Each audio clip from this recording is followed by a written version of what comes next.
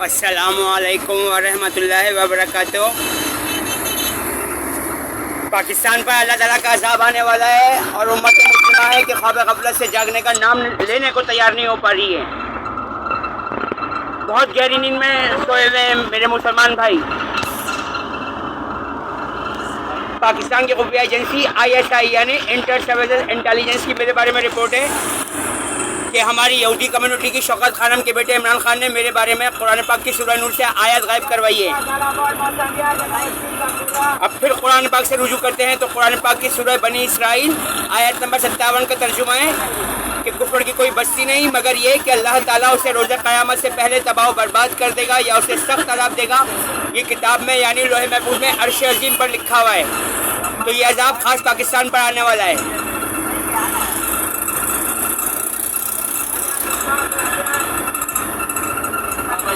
اور ISI کی report ہے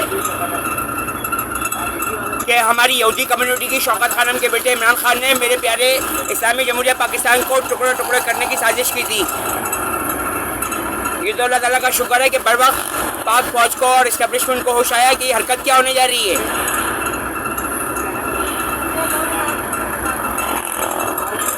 جبکہ دوسری طرف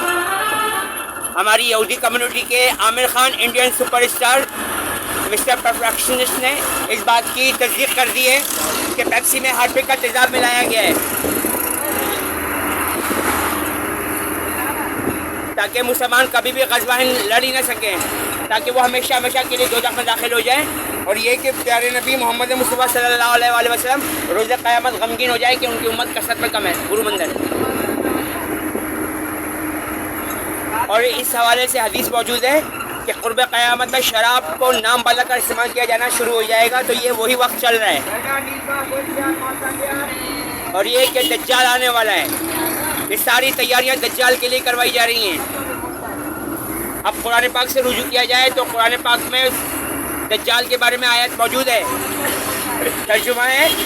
اور اس فتنے سے ڈرو جو خاص آپ محمد مصطفیٰ صلی اللہ علیہ وآلہ وسلم کی طرف ہی نہیں بلکہ تمام جہانوں کے لیے دجال کا فتنہ آئے گا۔ اور یہ کہ امام مہدی اور حضرت عیسیٰ علیہ السلام کے آنے کا وقت ہو چکا ہے، لیکن سب سے پہلے دجال آئے گا۔ اور یہ کہ دجال اتنا بڑا فتنہ ہے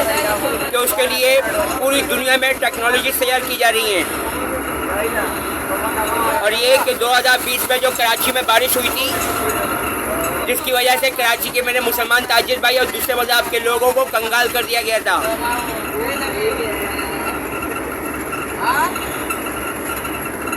تو جب تک میرے مسلمان بھائی خود قرآن پاک کو ترجمے سے نہیں پڑھیں گے اور آخری نبی الزماں محمد مصطفیٰ صلی اللہ علیہ وآلہ وسلم کی اصل سنت کو مضبوطی سے تھام نہیں لیں گے، کبھی بھی اصل دین اسلام پر واپس نہیں آ سکتے۔ اب قرآن پاک سے رجوع کیا جائے تو قرآن پاک میں بتوں کے نام موجود ہیں، ود، سوا، یعوق، یغوث، لات، منات، عزا، بال۔ ان بتوں میں سے ہماری یہودی کمیونٹی نے بڑی چالاکی سے یغوث بت کو مساجد میں یا غوث کہہ کر پکارنا شروع کروا رکھا ہے۔ یغوث ہو یا غوث ہو، اس کے بارے میں مساجد میں یہ کہا جا رہا ہے کہ یغوث ہمیں ہر وقت دیکھتا ہے، جبکہ قرآن پاک میں واضح آیا ترجمہ موجود ہے اس حوالے سے کہ تمہارا رب اکیلا اللہ معبود ہی تمہیں ہر وقت دیکھتا، سنتا اور جانتا ہے، اور وہ ہر وقت کسی نہ کسی کام میں لگا رہتا ہے۔ اور یہ کہ میں نے اس بات کا پروف دیا تھا کہ پاکستان کے 99.99% مزار ہماری یہودی کمیونٹی کے مزار ہیں، اور مسلمانوں کو مزار کی آڑ میں شرک، بدعت اور بت پرستی اور قبر پرستی پر لگا دیا گیا ہے۔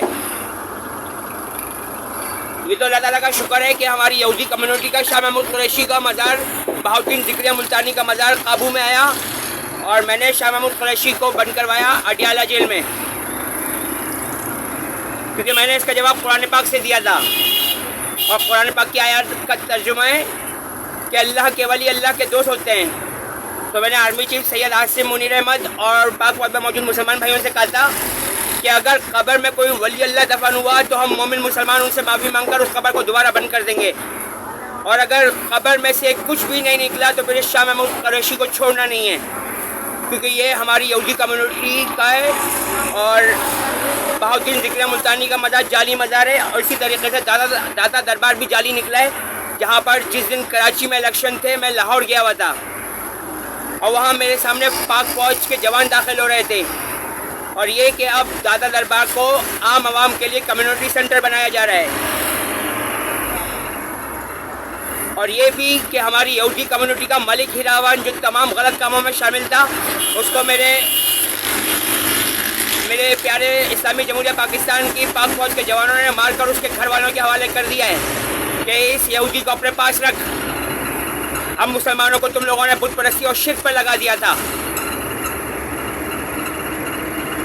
اور یہ کہ جب تک مساجد میں سے ٹائل، ماربل، جانماز، کارپیٹ، ممبر سے تصویریں نہیں ہٹائی جائیں گی، مساجدیں بت قدر رہیں گی اور بت قدر میں اللہ کی عبادت نہیں کی جا سکتی۔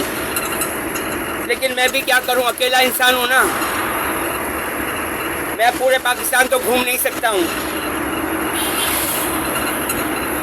24-25 کروڑ کی آبادی والا ملک ہے،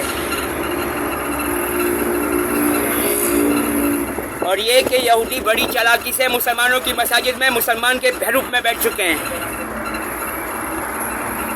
اور یہ کہ بوشا بی بی اور پنکی پیرنی کے بارے میں بھی میں نے ثبوت دیا تھا کہ وہ اجودن جو انڈیا کا شہر ہے، پاک پتن جو پاکستان کا شہر ہے، اور ان کا پرانا نام اجودیا تھا۔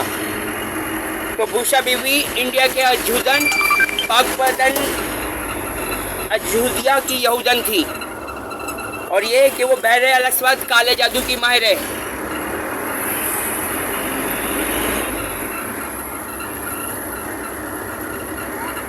تو جب تک میرے مسلمان بھائی قرآن پاک کو خود تجربے سے نہیں پڑھیں گے، حضرت محمد مصطفیٰ صلی اللہ علیہ وآلہ وسلم کی اصل سنت پر واپس نہیں آئیں گے، کبھی بھی جنت میں داخل نہیں ہو سکتے، جس کا جواب قرآن پاک میں موجود ہے کہ تمہارے یہ کہہ دینے سے کہ تم مسلمان ہو تو جنت میں چلے جاؤ گے، تو اتنا آسان نہیں ہے جنت میں جانا۔ اللہ تعالیٰ نے قرآن پاک میں ارشاد فرمایا کہ میں نے تم سے پہلے کے لوگوں کو بھی آزماؤں گا، اور پیارے نبی محمد مصطفیٰ صلی اللہ علیہ وآلہ وسلم آپ کو بھی آزماؤں گا میں، کیا آپ اصل دین اسلام پر رہتے ہیں، کہیں پھر کا کافر تو نہیں ہو جاتے۔ اور پھر قرآن پاک میں ایک ترجمہ موجود ہے کہ جو مسلمان سے کافر ہوا اور کافر حالت میں مر گیا، اللہ تعالیٰ اس کو ہرگز نہیں بخشے گا، اور اس کے لیے دوزخ کا، جہنم کا اور آگ کا بڑا سخت اور بڑا کڑا عذاب تیار کیا ہوا ہے اللہ تعالیٰ نے۔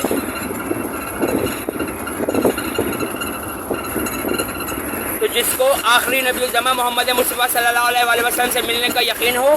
اس کو چاہیے کہ قرآن پاک کو خود ترجمے سے پڑھے،